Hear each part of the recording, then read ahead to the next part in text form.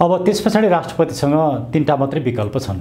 संविधानको धारा 113 को 3 अनुसार दुवै सदनले पास गरेर पठाइसके पछाडि राष्ट्रपतिले जस्तै राष्ट्रपतिले राजीनामा पनि दिनु भएन, त्यो होल्ड गरेर राखिदिनु भयो भने त्यस्तो अवस्थामा संसदले दबाब दिन सक्छ, राष्ट्रपतिलाई महाभियोग लगाएर हटाउन सक्ने अवस्था रहन्छ कि रहन्न। भनेपछि त राष्ट्रपति अहिले बडो घेराबन्दीमा अप्ठ्यारो अवस्थामा सङ्कटमा पर्नु भएको रहेछ भन्ने कुरा बुझ्यो यसले। राइट। यसले के देखाउँछ भने राष्ट्रपति स्वयंले त्यस्तो अवस्था देख्नुभयो भने उहाँलाई त्यो अधिकार छैन, त्यो गर्न सकिँदैन, पाइँदैन। कुनै पनि देशको कानुन त्यो देशको जनता र देशभन्दा राष्ट्रभन्दा कानुन ठुलो हुन्छ।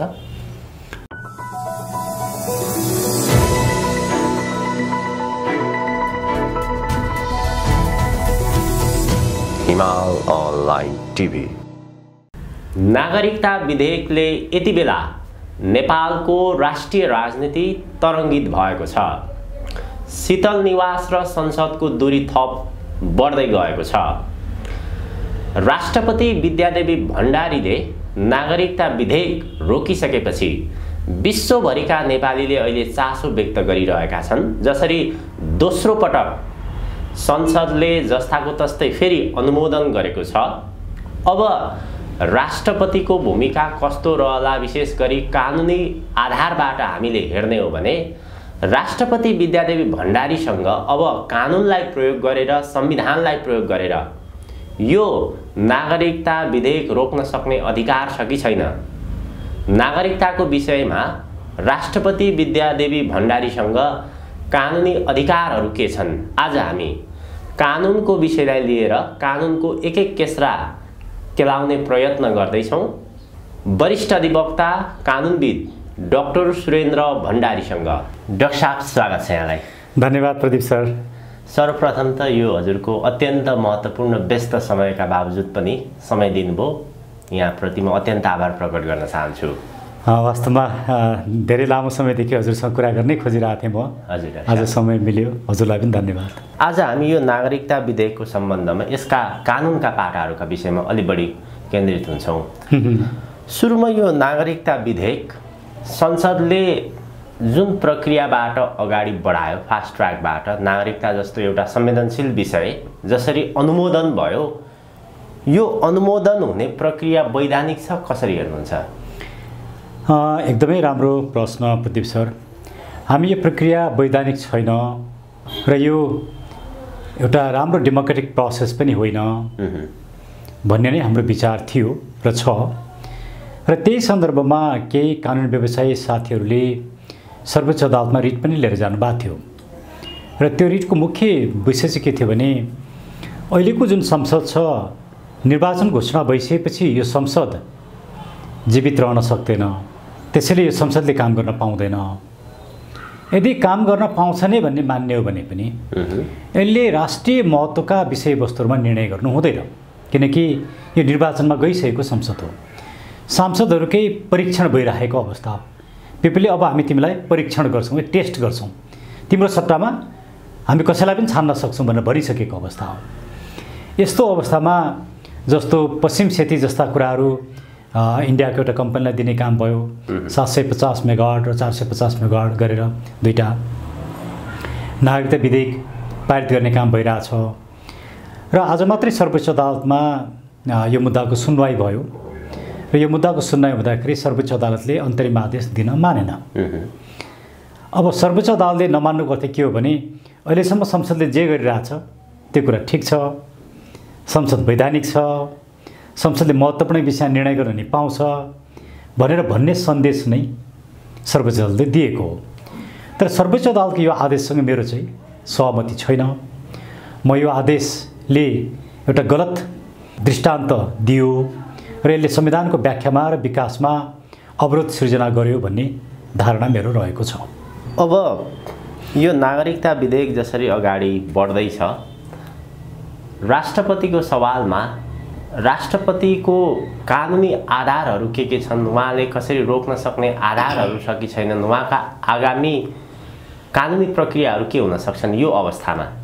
संविधानको धारा 113 को 3 अनुसार दुवै सदनले पास गरेर पठाइसके पछाडि राष्ट्रपतिले अर्थ विधेयक भएको भए फिर्ता गर्न मिल्दैन थियो, तर सामान्य विधेयक भएको कारणले एकपटक फिर्ता गर्न पाइन्थ्यो सन्देशसहित, जुन काम राष्ट्रपतिले गरिसक्नुभयो। र राष्ट्रपतिले सन्देशसहित पठाएको कुरा संविधान अनुसार संविधानभित्रको संवैधानिक कदम हो, तर त्यसलाई पनि त्यो सन्देशै पढ्दै नपढिकन, बुझ्दै नबुझिकन, संसदमा पेशै नभइकन प्रधानमन्त्री लगायतका राजनीतिक दलका नेताहरू, सांसदहरूले विरोध गर्ने काम गरे। त्यो आफैमा दुर्भाग्यपूर्ण थियो।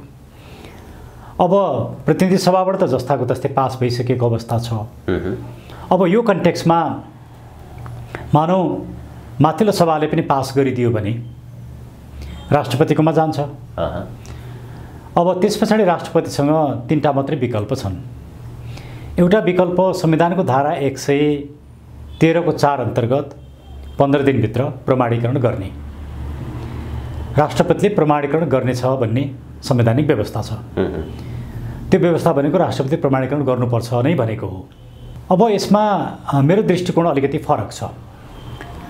मैले राष्ट्रपतिज्यूलाई मैले गरेको अनुरोध पनि त्यही हो र मेरो दृष्टिकोण पनि के हो भने, जब राष्ट्रपतिको सन्देशलाई संसदले गम्भीरतापूर्वक छलफल गर्दैन, त्यो प्रस्तावप्रति धन्यवादसम्म पनि दिँदैन भने यो राष्ट्रपतिमाथि गरिएको अपमान हो। यस्तो अवस्थामा संसदले चाहिँ जे गरे पनि हुने, राष्ट्रपतिले चाहिँ त्यस्तो अराजक काम भइराखेको अवस्थामा त्यो अराजकतालाई मान्यता दिनुपर्ने जरुरी हुँदैन। हजुर हजुर। जबकि संसदीय प्रणालीमा राष्ट्रपतिले गरेका प्रत्येक कदमको जिम्मेवारी प्रधानमन्त्रीले लिनुपर्छ र त्यसको डिफेन्स नै प्रधानमन्त्रीले गर्नुपर्छ। राष्ट्रपतिको कदम ठिकको भन्नुपर्छ प्रधानमन्त्रीले। तर प्रधानमन्त्रीले राष्ट्रपतिको कदमको विरोध गर्नुभयो। यसबाट एउटा संवैधानिक सङ्कट त त्यहीँबाट सुरु भयो। यहाँ त प्रधानमन्त्रीले राजीनामा दिनुपर्थ्यो या राष्ट्रपतिले राजीनामा दिनुपर्थ्यो। राष्ट्रपतिले राजीनामा दिनुपर्ने कारण छैन, किन उहाँले गल्ती गरेको छैन, गल्ती प्रधानमन्त्रीले गरे। तर प्रधानमन्त्री आफू पनि राजीनामा नदिने, तर हामी जस्ताको तस्तै पास गर्छौँ भन्ने, अनि प्रचण्डजी राष्ट्रपतिलाई हामी देखाउँछौँ भनेर धम्की दिने। यसले के देखायो भने, के कुरा निर्दिष्ट गर्छ भने, अब राष्ट्रपतिले संविधानको धारा 104 को प्रयोगमा अलिक व्यापकता अपनाउनुपर्छ र म 15 दिनभित्र प्रमाणीकरण गर्दिनँ, म यसलाई होल्ड गर्छु भन्नुपर्छ। दोस्रो विकल्प, त्यो होल्ड गर्दाखेरि उहाँहरूले महाभियोग लगाउने सम्मको कुरा आउन सक्छ राष्ट्रपतिमाथि, तपाईँले संविधान पालना गर्नु भएन भनेर। तर यो संविधानको गम्भीर उल्लङ्घन होइन। कमजोरी चाहिँ जस्तै संसदले अनुमोदन गरेर पठायो, राष्ट्रपतिले राष्ट्रपतिको जिम्मेवार कार्य अधिकार संवैधानिक अनुसार यो बुदामा चाहिँ नै करेक्सन गर्नु भनेर राष्ट्रपतिले संसदमै फिर्ता पठायो, त्यसलाई जस्ताको तस्तै पास गर्यो। त्यसको अर्थ राष्ट्रपतिको आदेश संसदले पालना गर्नुपर्छ कि पर्दैन यो संवैधानिक व्यवस्था अनुसार? अनि यो आदेश होइन, यो एउटा सन्देश भनेको सुझाव हो। त्यो सुझाव पार्लियामेन्ट, सुझावलाई त संसदले मान्नु पर्थ्यो होला नि त। होइन, संसदले सुझाव मान्नुपर्छ भन्ने जरुरी छैन। सुझाव नमान्न पनि पाउँछ, मान्न पनि पाउँछ, तर प्रक्रिया चाहिँ पुरा गर्नुपर्छ। त्यो प्रक्रिया के हो भने, त्यो सन्देश उप छलफल हुनुपर्छ। छलफल भइसकेपछि त्यो सन्देशमा भएका कतिपय कुरामा सहमति होला, कतिपय कुरामा संसदको असहमति होला, या सबै कुरामा सहमति होला या सबै कुरामा असहमति होला। त्यसरी छलफल पछाडि निर्णयमा पुग्नुपर्ने हो। तर छलफल नै भएन नि, राष्ट्रपतिको सन्देश उप छलफलै भएन। पहिला त राष्ट्रपतिको सन्देश गइसकेपछि सभामुखले पढेर सुनाउने र राष्ट्रपतिलाई धन्यवाद दिने काम गर्नुपर्छ। पढेर सुनाउँदा पनि एक किसिमले खिसीठेउरी गर्ने किसिमले पढेर सुनाइयो, राष्ट्रपतिलाई धन्यवाद दिने काम भएन। त्यस पछाडि सांसदहरूलाई 72 घण्टाको समय दिएर त्यसमा व्यापक रूपमा छलफल गर्नु पर्थ्यो, त्यो पनि गरिएन। त्यही दिन पारित गरियो। प्रतिशोधपूर्ण तरिकाले काम भइराखेको छ र यो चाहिँ एउटा गलत अभ्यास हो। त्यसैले अब यो संसदको क्रियाकलाप त आफैमा गलत छँदैछ। त्यो संसदले चाहिँ गलत काम गर्न पाउने अनि राष्ट्रपति चाहिँ बाँधिनुपर्ने भन्ने कुरा हुँदैन। त्यसैले मैले राष्ट्रपतिलाई के अनुरोध गरेँ भने, तपाईँ 15 दिन पछाडि 15 दिन पनि पारित नगर्नुहोस्, प्रमाणीकरण नगर्नुहोस् र यो विधेयकलाई होल्ड गरेर बस्नुहोस्। नयाँ पार्लियामेन्ट आउँछ, नयाँ पार्लियामेन्टले छलफल गर्छ। किनकि निर्वाचित पार्लियामेन्ट, अब त निर्वाचनमा गइसकेको अवस्थामा निर्वाचित पार्लियामेन्टको जिम्मेवारी हो कि कस्तो नागरिकता ऐन बनाउने भन्ने कुरा, कहाँ कहाँ संशोधन गर्ने भन्ने कुरा। अब तेस्रो राष्ट्रपतिको विकल्प के हुन्छ भने म यो विधेयक चाहिँ यो कारणले मेरो यो सन्देशमा पनि थिए र यो कारणले म प्रमाणीकरण गर्न सक्दिनँ, म राजीनामा दिन्छु भन्ने यी तीनटा विकल्प राष्ट्रपति। जस्तै राष्ट्रपतिले राजीनामा पनि दिनु भएन, त्यो होल्ड गरेर राखिदिनु भयो भने त्यस्तो अवस्थामा संसदले दबाब दिन सक्छ, राष्ट्रपतिलाई महाभियोग लगाएर हटाउन सक्ने अवस्था रहन्छ कि रहन्न? अब महाभियोग लगाउन नपाउने भन्ने कुरा भएन, महाभियोग लगाउने यिनीहरूले पाउलान्, तर महाभियोग गम्भीर संविधानको गम्भीर उल्लङ्घना मात्रै लाउन पाइन्छ। यो संविधान पालना नभएको कुरा, उल्लङ्घन गरेको कुरा होइन। त्यसको लागि पनि 2/3 बहुमत त पुर्याउनु पर्यो, 2/3 पुर्याउनु पर्छ, त्यो त पुग्दैन। फेरि राष्ट्रपतिलाई जस्तो प्रधान न्यायाधीशलाई महाभियोगको प्रस्ताव टेबल गरेर निलम्बन गरे, राष्ट्रपतिलाई निलम्बन गर्ने व्यवस्था संविधानमा छैन। त्यसले राष्ट्रपति निलम्बित हुनुहुन्न महाभियोग लाग्दैमा। त्यसले अब राष्ट्रपतिले के त अडान लिनु पर्यो, म बरु महाभियोग पनि फेस गर्न तयार छु, म प्रमाणीकरण गर्दिनँ भनेर, एउटा त्यो बाटो हो। अर्को बाटो होइन, म यो कारणले यो नागरिकता विधेयकमा समर्थन गर्न सक्दिनँ, यो मुलुकको हितमा छ भनेर आफूले राजीनामा दिनु पर्यो। त्यसले अब राष्ट्रवादी एउटा राष्ट्रिय हितमा एउटा छवि बनाउने अवसर राष्ट्रपतिलाई छ। त्यसले मुलुकको एउटा नयाँ किसिमको नेतृत्व गर्न सक्ने अवसर पनि राष्ट्रपतिमा छ। तर अब राष्ट्रपतिले कुन विकल्प रोज्नुहुन्छ त्यो त उहाँको आफ्नो स्वेच्छाको कुरा हो। राष्ट्रपतिसँग तपाईँहरूले पनि भेटघाट गर्नुभयो, छलफल गर्नुभयो, राष्ट्रपतिको आशय चाहिँ के देखिन्थ्यो? यो उहाँ आफैले प्रमाणीकरण गरेर अगाडि बढाउने अथवा यसलाई सर्वोच्चतर्फ धकेलिदिने कस्तो आशय देखिन्थ्यो? होइन, सर्वोच्चमा धकेल्न पाइँदैन। अहिले राष्ट्रपतिले सर्वोच्चमा पठाएर सर्वोच्चको ओपिनियन लिन पाउने व्यवस्था संविधानमा छैन। ए, संविधानमा व्यवस्था नै छैन, त्यो व्यवस्था छैन। राष्ट्रपतिले म यसो गर्छु या उसो गर्छु केही पनि भन्नु भएन। उहाँको भनाइ चाहिँ कसरी हामीले यो संविधानलाई प्रभावकारी बनाउन सकिन्छ, मेरो संवैधानिक भूमिका र दायित्व के हो, मैले के गर्नुपर्छ, र जसरी मेरो विरोध भइराखेको छ त्यसले के अर्थ राख्छ, मैले कहीँ गल्ती पो गरेँ कि संवैधानिक रूपमा तपाईँले बताइदिनुहोस् भन्नुभएको थियो। हामीले आफ्नो धारणाहरू राख्यौँ। त्यसले राष्ट्रपति म यसै गर्छु उसै गर्छु भन्ने कुरा कहीँ पनि केही पनि भन्नुभएको छ। भनेपछि एउटा विकल्प राष्ट्रपतिलाई अहिलेको संविधानले यो विधेयक सर्वोच्चमा पठाउने व्यवस्था छैन।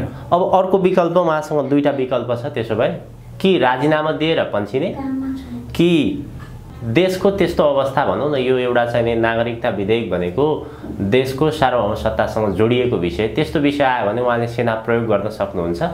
उहाँको विशेष अधिकारभित्र पर्छ होइन त्यो? होइन, मुलुकमा एउटा सङ्कटकाल लगाउने कुरा त फेरि त्यो त क्याबिनेटकै सिफारिसमा गर्नुपर्छ। उहाँले मात्रै सङ्कटकाल लगाउने कुरा हुँदैन, सेना परिचालन गर्ने कुरा हुँदैन। म राष्ट्रपतिले सेना परिचालन गर्नुपर्छ भन्ने कुरा मेरो सहमति छैन।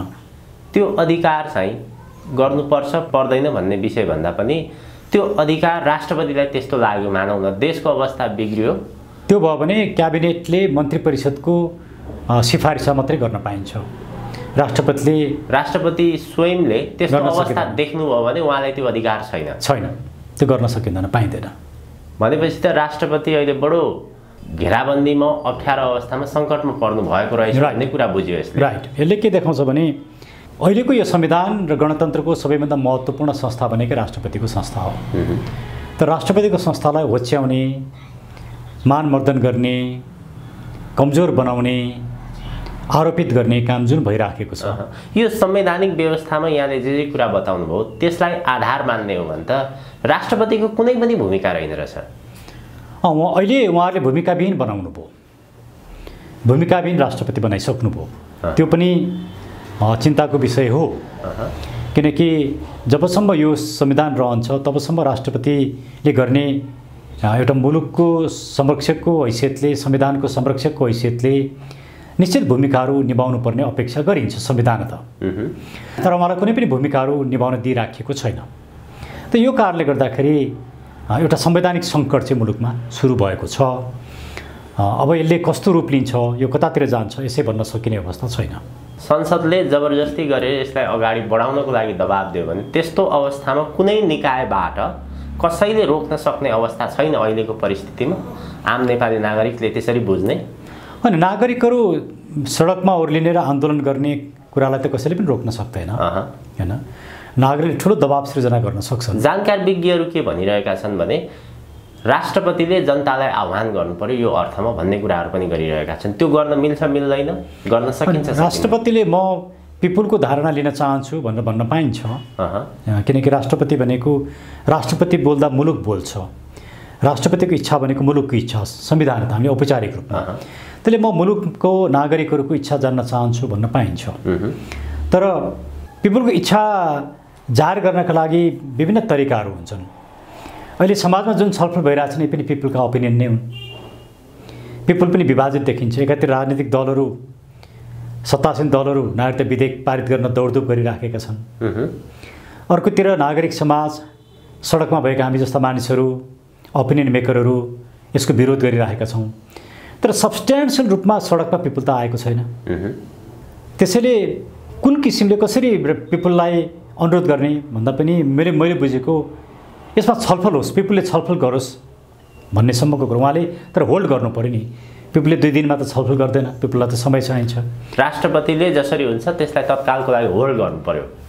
मैले देखेको सबैभन्दा राम्रो विकल्पै त्यही हो। अब यो हामीले संविधान अनुसार कुराकानी गरिरहँदाखेरि यो संविधानमा राष्ट्रपतिलाई वास्तवमा भन्ने हो भने त्यो कुनै प्रकारको भूमिका दिएको छैन भनेर तपाईले भनिरहँदाखेरि सरकारले निर्वाचनको मिति घोषणा गरिसकेका छ।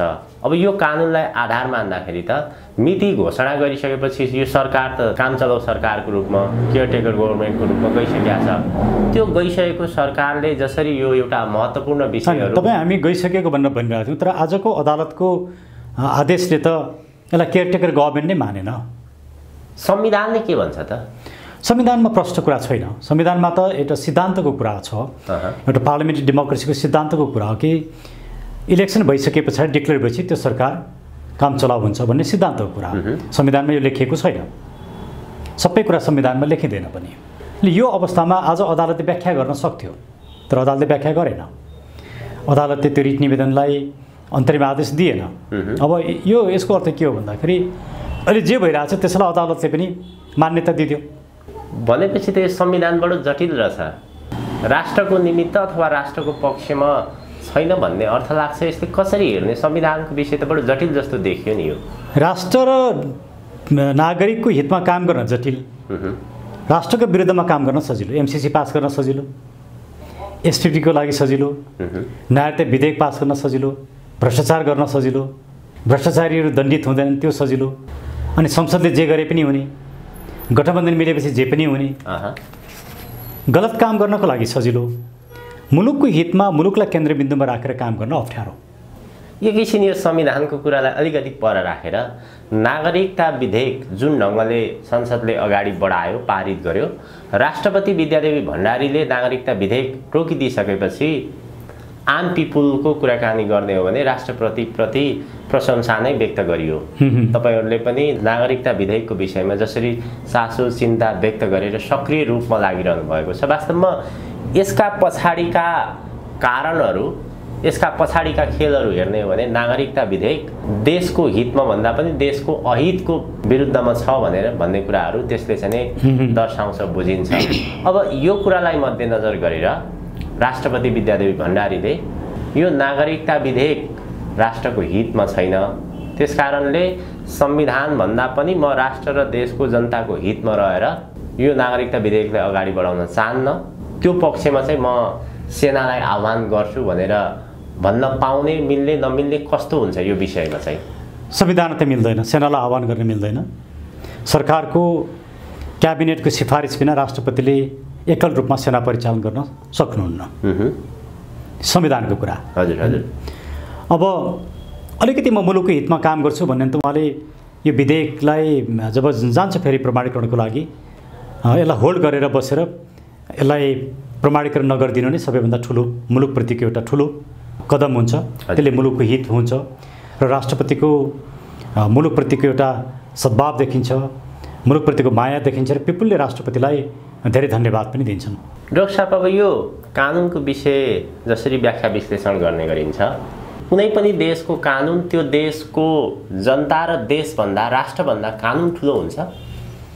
होइन, कानुन त मान्नुपर्ने हुन्छ, तर कानुन गलत छ भने कानुनलाई परिवर्तन गर्नुपर्छ, संशोधन कानुन भन्ने विषय त परिवर्तन भइरहने विषय हो, समय सन्दर्भ अनुसार परिवर्तन भइरहने विषय हो। अहिलेको देशको अवस्थालाई मध्यनजर गरेर हेर्दाखेरि म यहाँलाई बताइदिउँ, धारा 113 को 4 अनुसार 15 दिनभित्र राष्ट्रपतिले प्रमाणीकरण गर्नुपर्छ भन्ने छ। तर मान्नुहोस् राष्ट्रपतिले प्रमाणीकरण गर्नु भएन भने के हुन्छ भन्ने कुरा त छैन। राष्ट्रपतिले होल्ड गर्नुभयो भने त्यो राष्ट्रपतिमाथि कुनै कारबाही या सजाय हुन्छ भन्ने कुरा पनि छैन।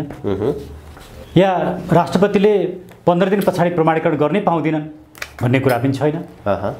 राष्ट्रपतिले 100 दिन राख्नुभयो, 100 दिन पछाडि प्रमाणीकरण गरिदिनु भयो, त्यो चाहिँ अवैधानिक हुन्छ भन्ने कुरा पनि छैन। तर संविधानमा थुप्रै अस्पष्टता छन्। यो अस्पष्टतालाई प्रश्न पार्नुपर्ने, व्याख्या गर्नुपर्ने जिम्मेवारी सर्वोच्च अदालतको हो। तर सर्वोच्च अदालत त्यो गर्न मानेन। यसले के देखाउँछ भने हामी जताततै जबरजस्त रूपमा चलिराखेका छौँ। हामी रुल अफ ल, संविधानवाद, यसका सिद्धान्तहरू, सिस्टमभन्दा पनि के गर्दा आफूलाई आफ्नो हित हुन्छ त्यतातिर गयौँ। त्यसैले मुलुक चाहिँ यसले एउटा स्वस्थ रूपमा डेमोक्रेसी मौलाइराखेको छैन। डेमोक्रेसीमाथिको र संविधानमाथि नै उहाँहरूले प्रहार गरिरहनु भएको छ। अदालतबाट पनि संविधानमाथि प्रहार भइरहेछ, राजनीतिकहरू भइरहेछ, संसदबाट भइरहेछ। एउटा जटिल अवस्था मुलुकमा देखिएको छ। के गर्दा ठिक होला अहिलेको अवस्थामा राष्ट्रपति विद्यादेवी भण्डारीले? मैले त प्रश्न भनिसकेँ नि, उहाँले होल्ड गर्नुपर्छ, यसलाई प्रमाणीकरण गर्न हुँदैन। या त 15 दिनसम्म होल्ड गर्ने, 16 दिनमा उहाँले राजीनामा दिने। योभन्दा मैले अर्को विकल्प देखेको छैन। संसदले प्रेसर दिला नि अहिलेको अवस्था हेर्दाखेरि राष्ट्रपति समक्ष? जसरी संसदले जतिसुकै प्रेसर दियोस्, उहाँले गर्ने यही दुईवटा कुरा हो। कि त उहाँले प्रमाणीकरण गर्नु पर्यो, कि उहाँले प्रमाणीकरण गर्दिनँ भनेर बस्नु पर्यो, कि प्रमाणीकरण नगरेर राजीनामा दिनु पर्यो। त्योभन्दा सडकबाट दबाब दिन मिल्छ कि मिल्दैन अहिलेको अवस्थामा? सडक राष्ट्रपति होइन नि। सडकले दबाब दिएर सडकले आन्दोलन गर्न सक्छ, सडकले धेरै कुरा गर्न सक्छ। राष्ट्रपतिलाई प्रमाणीकरण नगर्नु, नबढाउनु अथवा राजीनामा उहाँले दिन खोज्नुभयो भने राजीनामा नदिनुहोस्। तपाईँ हिसाबले सडकमा त्यो प्रकारको जनमत भयो भने त्यो जनमतको कदर सर्वोच्चले अथवा कानुनले गर्छ कि गर्दैन? त्यो त राष्ट्रपतिले नै गर्नुपर्छ नि। सडकको कदर राष्ट्रपतिले गर्नुहुन्छ, मुलुकले गर्छ। त्यसले राष्ट्रपतिले एउटा ठुलो आदर हुन्छ। तर खै त सडकमा खै त। तर केही महिना अगाडिको इतिहासलाई मात्र फर्केर हेरौँ न हामी। एमसीसीको पक्षमा, एसपीपीको पक्षमा, विपक्षमा जसरी जनमत थियो, त्यो जनमतलाई त सरकारले पन्छ्यायो अथवा त्यसलाई व्यवस्था गरेर एमसीसी त पास गर्यो नि फेरि। अनि एमसीसीको पक्षमा मौन रूपमा एमसीसीको विरुद्धमा धेरै मानिसहरू थिए, तर सडकमा त आएनन् नि। केही मानिसहरू त आए, केही मानिस आए, 100, 200, 200, 400 मानिसहरू आए। त्यतिले पुग्दैन थियो। 2-4 लाख मानिस आउनु पर्थ्यो। हामी कुराकानी गर्दाखेरि हामी सबैलाई चासो छ, औ राष्ट्रपतिले के गर्लिन्, के होला, खै सडकमा आफ्नो भूमिका खोइ, सडकमा आएको खोइ। आफ्नो भूमिका ननिभाउने अनि अर्काले मात्रै गरिदियोस् भनेर कसरी हुन्छ? आफू आफ्नो भूमिका नगर्ने, म नागरिक हुँ, मेरो भूमिका छ भन्ने कुरा त बोध गर्नु पर्यो नि। अनि राष्ट्रपतिले यसो गर्दै हुन्थ्यो, फलानले यसो गर्दै हुन्थ्यो भनेर त त्यो किसिमको अर्काले गर्दै हुन्थ्यो भन्ने नागरिकले मुलुक बचाउन सक्दैन। अनि यो नागरिकता विधेयक जसरी पास भइरहेछ र यसले जुन मुलुकमा समस्याहरू आउँछ, त्यसो भए चाहिँ तपाईँहरूले एउटा जो बुद्धिजीवीको सर्कल छ, यो नागरिकता विधेयकको विषयले लिएर तपाईँहरूले एउटा छुट्टै समूह पनि बनाउनु भएको छ। त्यसको के अर्थ त? त्यसो भए जे गर्दा पनि रोकिने रहेन रहेछ? अनि हामीले आफ्ना कुराहरू राख्ने हो, पिपुललाई अवेर गर्ने हो, पिपुल अवेर होला भन्ने अपेक्षा हो। अवेर भएन, सडकमा आएन भने त केही पनि अर्थ छैन, केही अर्थ छैन। किनकि उहाँहरूले जे गर्न खोजिरहनु भएको गलत काम त्यो गरिरहनुहुन्छ। हामी आफ्ना कुरा राख्छौँ, पिपुलले सुने जस्तो गर्छ तर अर्थ दिँदैन, महत्त्व दिँदैन। यसले एउटा निराशा जन्माउँछ निश्चित रूपमा। तर पिपुल एक दिन त जाग्ला नि। हजुर हजुर, के भन्न चाहनुहुन्छ आम पिपुललाई अहिलेको अवस्थामा, देशको अवस्थालाई मध्यनजर गरेर? तपाईँ जाग्नु पर्यो, तपाईँ नागरिक हो, यो मुलुक बचाउने जिम्मा तपाईँको हो। तपाईँले आफ्नो मुलुक बचाउनु भएन खालि फेसबुकमा मात्रै लेखेर, कुरा मात्रै गरेर, चर्चा चासो मात्रै राखेर पुग्दैन। तपाईँ जिम्मेवार नागरिक, तपाईँ सडकमा आउनुपर्छ। सडकमा आउँदाखेरि प्रहरीले लाठीचार्ज गर्छ, त्यो पनि प्रतिकार गर्नु पर्यो, प्रतिकार गर्नु पर्यो। एकजनालाई गर्ला, दुईजनालाई गरेर लाखौँ मान्छे आएपछि कसरी गर्छ र? सबैले साथ दिनु पर्यो। नागरिक भनेको त एकजना मात्रै होइन नि। सबैले म नागरिक हुँ, मेरो भूमिका छ, म सडकमा आउँछु, यो नागरिकता विधेयक रोक्न म राष्ट्रपतिलाई साथ दिन्छु, आग्रह गर्छु, कुनै पनि हातमा यो विधेयक पारित गर्न दिन्न, म राष्ट्रपति भवन घेर्छु भन्नु पर्यो नि। त्यो भयो भने रोकिन्छ, नभए रोकिनेवाला छैन। रोकिँदैन। हस्, धेरै धेरै धन्यवाद आजको महत्त्वपूर्ण समय र विचारको लागि। यहाँलाई पनि धन्यवाद।